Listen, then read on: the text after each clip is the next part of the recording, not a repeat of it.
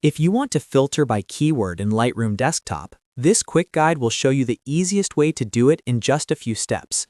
Whether you're organizing a huge photo library or trying to find one specific group of images, keyword filtering can save you a lot of time.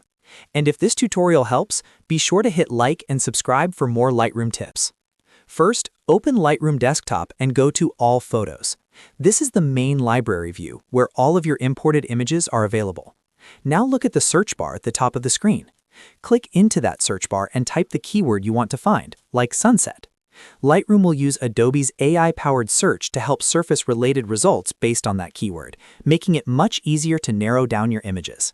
This is the fastest method if you just want to search across your full catalog. If you want a more direct filter, you can also use the keyword filter option. To do that, click the filter icon, which usually looks like a funnel.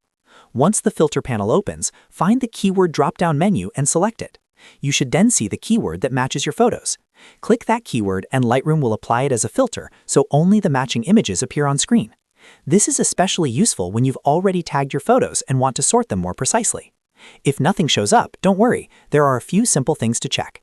First, make sure the keyword was added correctly to the photo in the first place. Next, double-check with spelling, because even one small typo can stop Lightroom from finding the right images.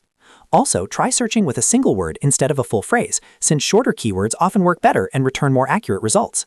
And that's really all there is to it. Using the search bar and the keyword filter in Lightroom Desktop makes it much easier to find and organize your photos in seconds.